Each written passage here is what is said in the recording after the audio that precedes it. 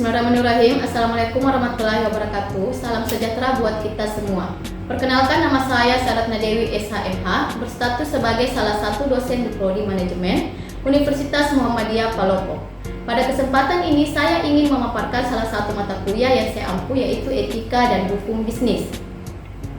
Mata kuliah Etika dan Hukum Bisnis merupakan mata kuliah wajib Prodi yang terdiri dari 3 SKS yang berada pada semester ganjil. Mata kuliah ini memberikan kemampuan kepada mahasiswa untuk memahami pengetahuan, keterampilan, dan kemampuan kepada mahasiswa tentang alasan dasar pembelajaran etika dan hukum bisnis, batasan, tujuan, dan ruang lingkup mata kuliah etika dan hukum bisnis. Adapun capaian pembelajaran lulusan dari mata kuliah ini, yaitu mahasiswa diharapkan mampu mengetahui, mampu memahami hubungan antara filsafat, agama, etika, dan nilai.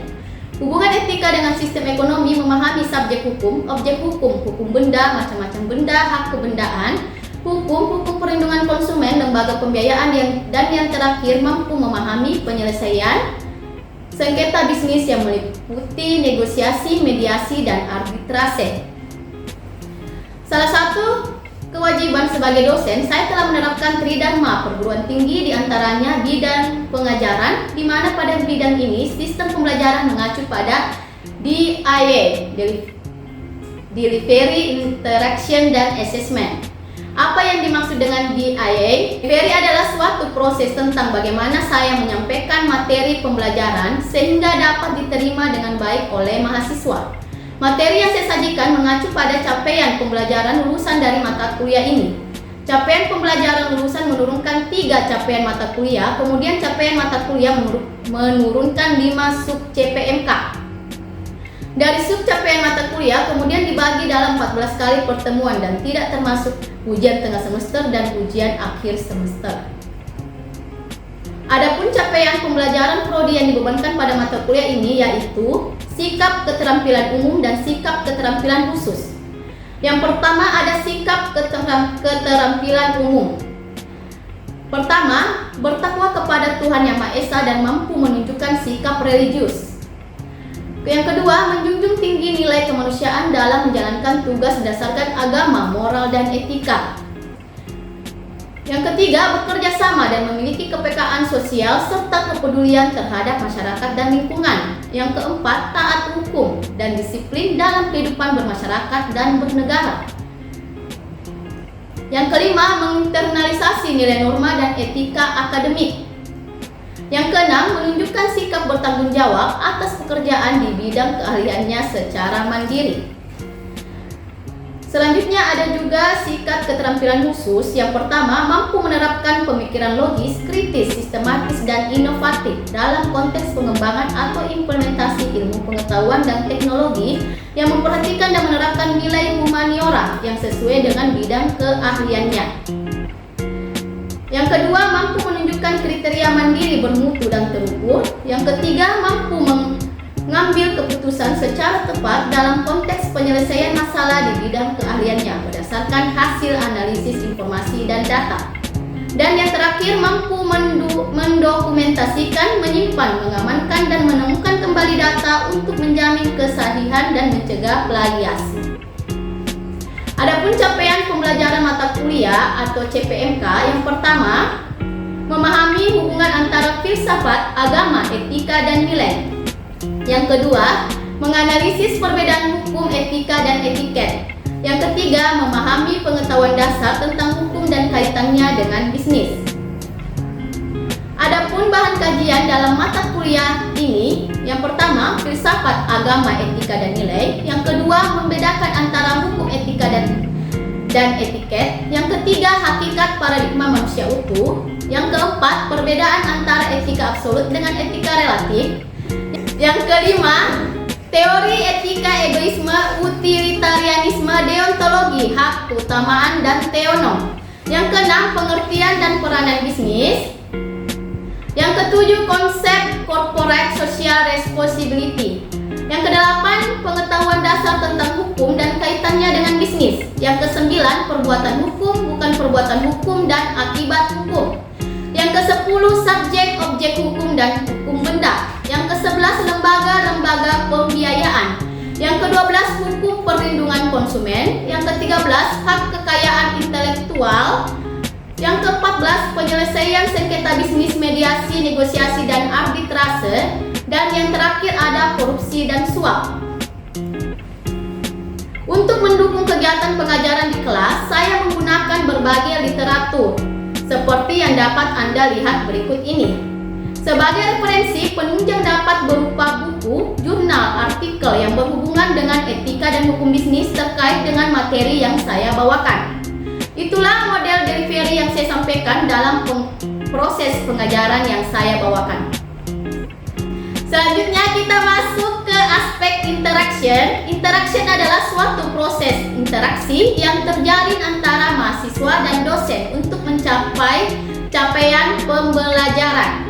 Adapun sistem interaction yang saya lakukan di kelas yaitu sistem SLC, Student Learning Center. Sistem SLC, Student Learning Center, merupakan metode pembelajaran yang menempatkan mahasiswa sebagai subjek pembelajaran sehingga peserta didik akan belajar lebih aktif, kreatif, mandiri, dan inovatif sesuai kemampuan individu masing-masing. Sistem SLC terdiri dari yang pertama, pembelajaran interaktif, yaitu pemaparan materi dalam kelas oleh dosen dengan menyisipkan pertanyaan kepada mahasiswa dan meminta pendapat mahasiswa. Yang kedua, ada diskusi atau small group discussion. Metode diskusi merupakan model pembelajaran yang melibatkan antara kelompok siswa atau kelompok siswa dengan pengajar untuk menganalisis, menggali, atau memperdebatkan topik tertentu. Yang terakhir, self-directed learning. Metode ini berbentuk pemberian tugas belajar kepada siswa seperti tugas membaca dan membuat ringkasan materi. Adapun platform yang saya gunakan yaitu LMS, di mana di LMS tersebut mahasiswa akan mengisi absen kelas, mengunduh materi, dan sebagainya. Itulah model aspek interaction yang saya terapkan dalam pembelajaran yang saya bawakan. Selanjutnya kita akan masuk ke aspek asesmen. Asesmen merupakan suatu proses penilaian untuk mengukur kemampuan mahasiswa secara objektif. Adapun indikator penilaiannya yaitu kehadiran 10%, tugas 10%, kuis 10%, keaktifan diskusi forum 10%, ujian tengah semester 30%, dan ujian akhir semester 30%. Hasil asesmen yang saya lakukan dengan harapan mahasiswa dapat mengetahui proses penilaian yang saya lakukan secara transparan dan objektif. Demikian pemaparan 3 aspek yang saya terapkan dalam proses pembelajaran yang saya lakukan, yang terdiri dari aspek delivery, aspek interaction, dan aspek assessment atau sering disingkat dengan DIY. Selanjutnya saya akan menampilkan proses pembelajaran yang saya lakukan di kelas dengan micro teaching secara luring. Selamat menyaksikan. Bismillahirrahmanirrahim. Assalamualaikum warahmatullahi wabarakatuh. Waalaikumsalam warahmatullahi wabarakatuh. Bagaimana kabarnya? Baik. Alhamdulillah. Oke, sebelum kita memulai perkuliahan pada hari ini, kita berdoa dulu sesuai dengan keyakinan kita masing-masing. Doa dimulai.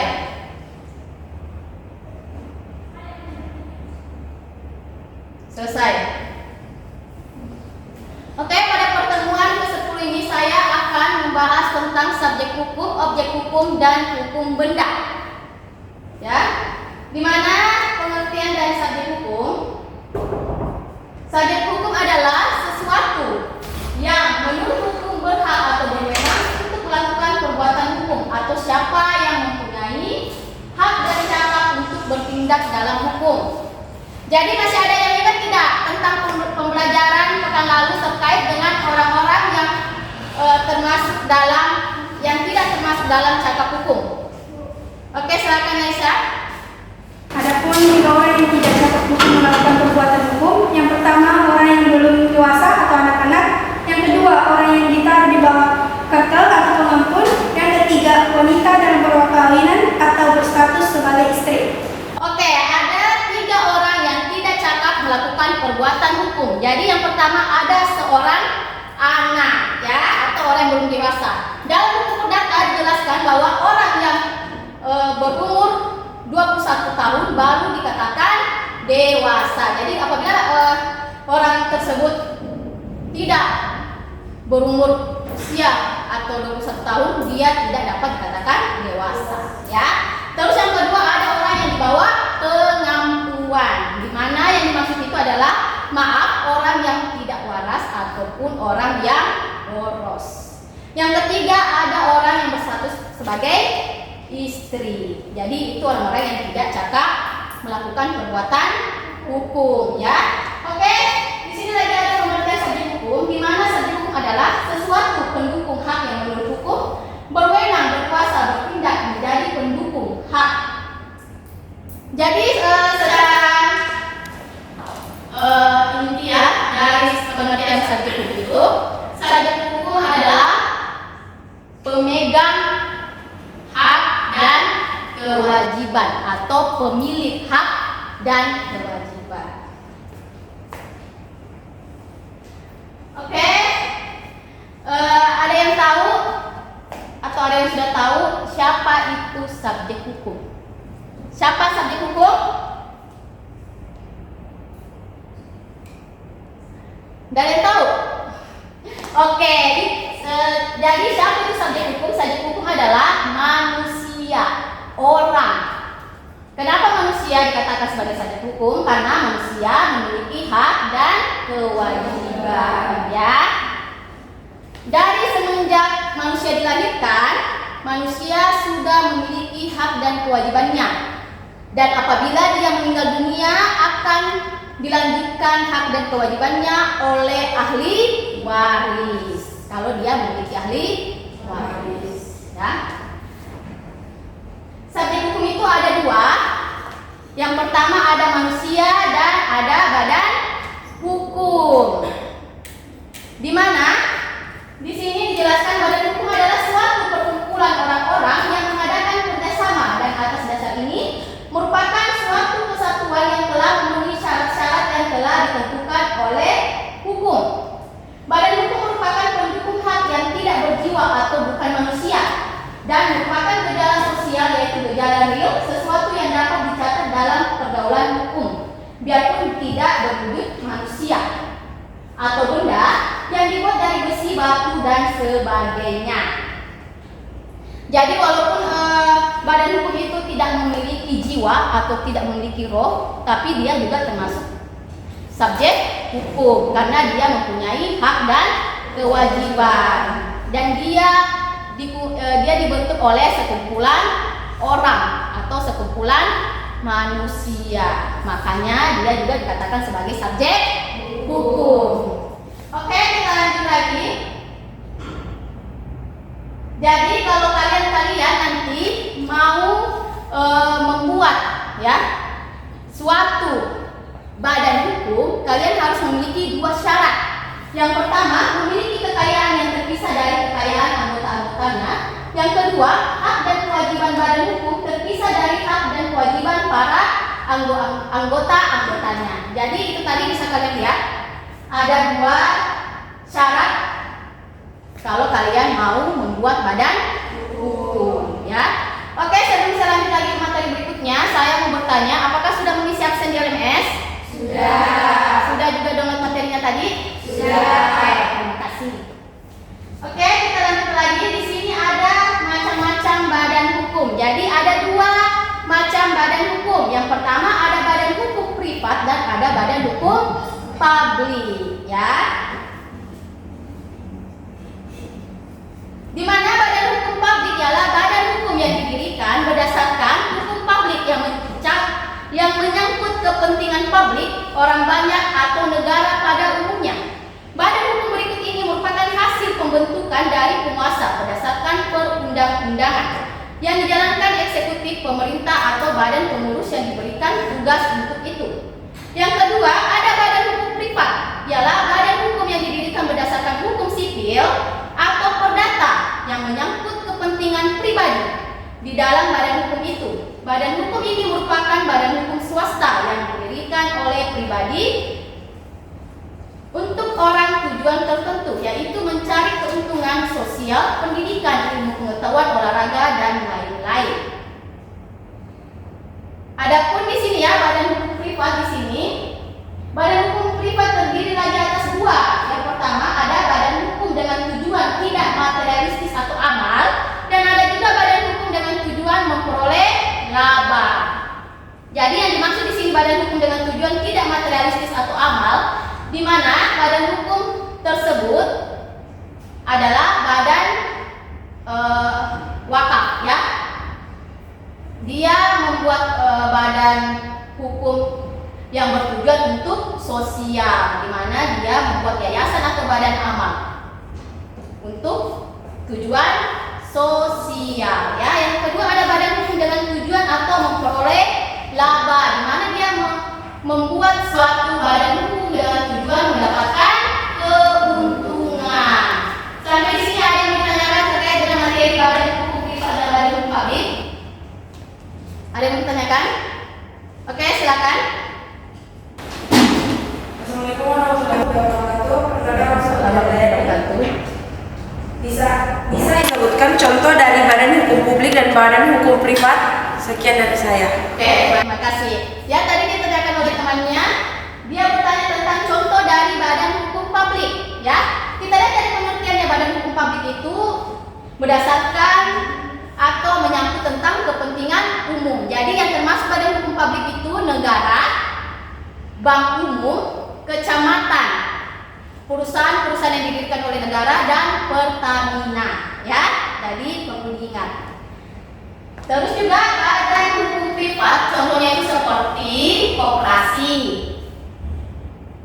terus juga yayasan, PT, ya, perseroan terbatas, dan CV. Jadi yang penting yang perlu diingat dari badan hukum publik dan badan hukum privat, perbedaannya itu badan hukum publik untuk kepentingan umum, sedangkan badan hukum privat untuk kepentingan pribadi atau perseorangan, ya.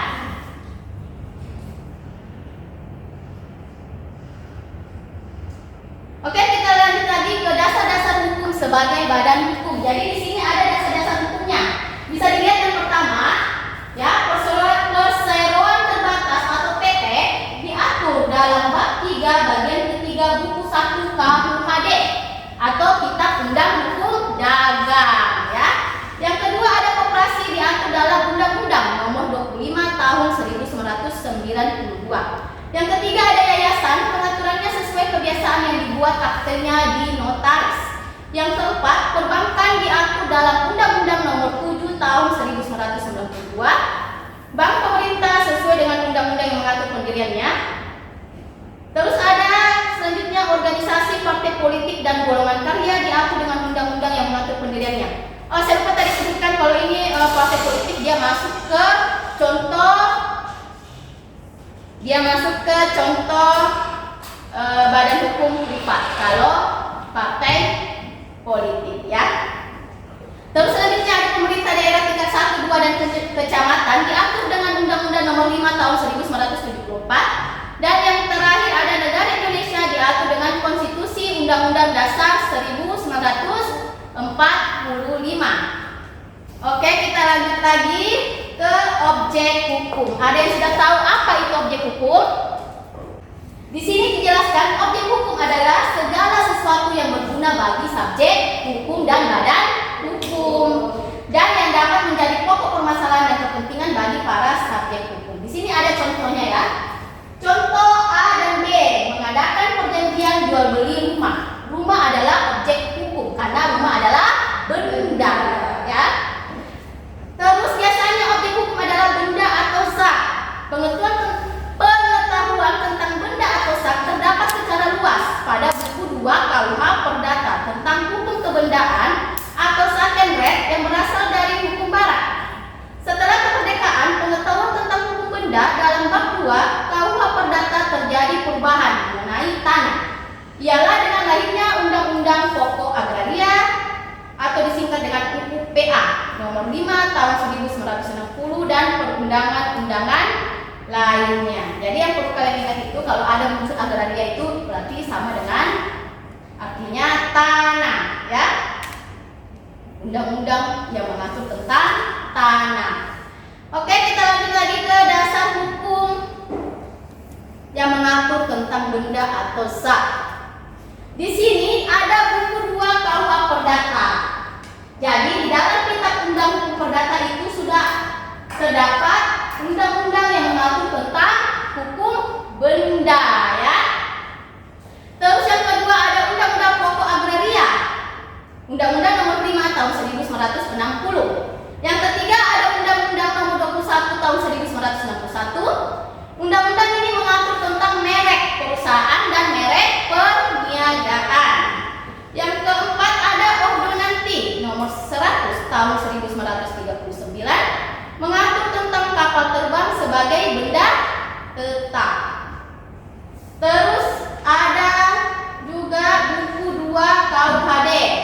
Kitab Undang Hukum Dagang, mengatur tentang benda-benda di laut atau kapal. Dan yang terakhir ada Auterswet 1912 Stats Blank tahun 1912 nomor 600 mengatur tentang hak cipta, ya. Jadi kita lanjut lagi ke pembagian benda atau zat. Jadi menurut pasal 503, 504 dan 505 KUH Perdata, benda atau zat dapat dibagi dalam kelompok benda yang bersifat kebendaan atau material gorderen, yang dapat dibagi atas benda bertubuh dan benda tidak, atau benda tidak berwujud. Yang dimaksud benda bertubuh atau benda tidak berwujud yaitu benda yang tidak dapat dilihat, diraba, dan dirasakan. Terus ada pun juga benda yang bergerak dan benda tidak bergerak, dan ada pun juga benda yang benda tetap dan benda tidak tetap. Sini saya mau sebutkan ya yang dimaksud dengan contoh benda tidak berwujud atau tidak bertubuh. Contohnya apa? Hak cipta, perusahaan, lagu. Itu semua benda-benda yang tidak dapat dilihat, dirasakan, dan diraba. Oke, kita lanjut ke hukum benda. Hukum benda adalah hukum yang mengatur hubungan subjek hukum dengan benda yang menimbulkan hak kebendaan. Menurut pasal 499 KUH Perdata, pengertian benda atau zat adalah segala sesuatu yang dapat menjadi objek hak milik. Jadi apapun itu yang bisa menjadi hak milik kita adalah benda, ya. Oke, kita lanjut ke asas-asas hukum benda. Jadi yang pertama ada asas hukum memaksa, yang kedua ada asas dapat dipindahtangankan, yang ketiga ada asas totalitas, yang keempat ada asas tidak dapat dipisahkan, yang kelima ada asas prioritas, yang keenam ada asas percampuran, yang ketujuh ada asas publisitas, yang kedelapan ada asas perlakuan yang berbeda antara benda bergerak dan tidak bergerak, dan yang terakhir adanya sifat perjanjian dalam setiap pengadaan atau pembentukan hak. Oke, sampai di sini ada yang ditanyakan terkait dengan asas-asas hukum benda. Oke, silakan. Assalamualaikum warahmatullahi wabarakatuh. Baik, langsung saja jelaskan apa yang dimaksud asas totalitas dan asas publisitas. Oke, ya. Jadi yang dimaksud dengan asas totalitas adalah pemilikan menyeluruh atas suatu benda atau setiap benda. Maksudnya itu kepemilikan secara menyeluruh. Misalnya ya, saya mempunyai sebuah rumah. Ya, jadi saya mempunyai sebuah rumah, otomatis saya juga yang memiliki pintunya, jendelanya, dan genteng rumahnya. Karena itu hak milik saya. Jadi apa yang disebut itu asas totalitas. Selanjutnya yang dimaksud dengan asas publisitas adalah berkaitan dengan pengumuman status kepemilikan benda tidak bergerak ke masyarakat. Hak milik penyerahan dan pembebanan hak tanah wajib didaftarkan pada kantor pendaftaran tanah dan ditulis di buku tanah atau registrasi, ya. Oke, bisa dimengerti yang bertanya tadi? Oke, ya. Oke, kita lanjut ke macam-macam benda. Jadi di sini ada benda berwujud dan tidak berwujud. Di pasal 503 KUH Perdata. Tadi ada benda berwujud dan tidak berwujud, tadi sudah saya jelaskan ya. Contohnya musik, hak cipta, paten, perusahaan, lagu, itu semua termasuk benda yang berwujud dan tidak berwujud. Ada benda bergerak dan tidak bergerak. Apa itu benda bergerak? Mobil. Oke, mobil. Apa lagi? Motor. Laptop juga termasuk benda bergerak karena dia bisa dipindah tangankan ya. Jadi apapun benda yang bisa diangkat dan dipindah tangankan itu berarti benda bergerak. Adapun benda yang tidak bergerak adalah bangunan, tanah, rumah dan pabrik-pabrik yang berukuran besar karena tidak dapat dipindah tangankan. Oke? Kita lanjut lagi ke benda yang dapat dipakai habis dan tidak dapat dipakai habis menurut pasal 505 KUH Perdata. Ada yang tahu benda yang dipakai habis? Banyak. Apa? Pulpen. Oke, pulpen. Apa lagi yang dipakai habis? Spidol, tisu. Spidol, tisu, minyak goreng, minyak tanah, beras. Jadi semua barang-barang atau benda yang akan habis itu adalah benda yang dipakai habis. Adapun benda yang tidak dipakai habis misalnya pakaian, jilbab, jam tangan ya, laptop, papan tulis, kursi karena dia tidak akan dipakai habis karena bisa dipakai berulang-ulang kali. Selanjutnya benda dalam perdagangan dan di luar perdagangan. Jadi benda dalam perdagangan dan benda di luar perdagangan itu diatur dalam pasal 537, pasal 1444 dan pasal 1445 KUH Perdata. Jadi benda dalam perdagangan itu misalnya warisan, tanah warisan, ya. Contohnya tanah warisan diberikan orang tua saya kepada saya dan saya bisa memperjualbelikan karena itu tanah warisan, ya. Adapun benda-benda yang tidak dapat diperdagangkan, benda-benda yang dilarang di dalam undang-undang yang sudah diatur. Contohnya juga narkoba, ya. Dan narkotika itu benda-benda yang tidak bebas diperjualbelikan. Oke, kita lanjut lagi ke benda yang dapat dibagi dan benda tidak dapat dibagi menurut pasal 1296 KUH Per.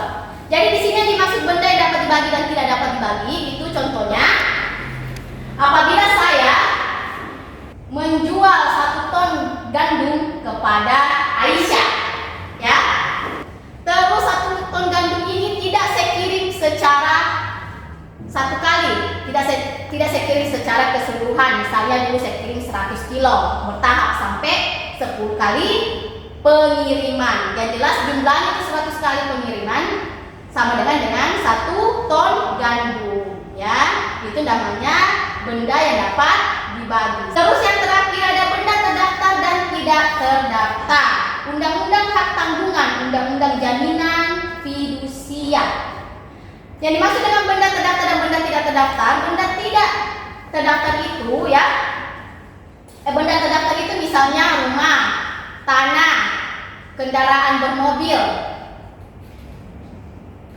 motor, dan perusahaan. Jadi itu semua benda-benda yang terdaftar. Adapun benda-benda yang tidak terdaftar, diantaranya itu ada alat-alat rumah tangga. Masuk benda-benda yang tidak terdaftar. Oke, sampai di sini ada lagi yang mau ditanyakan atau ada yang kurang dimengerti? Sudah tidak ada? Oke, karena tidak lagi yang mau ditanyakan, saya ucapkan terima kasih. Assalamualaikum warahmatullahi wabarakatuh.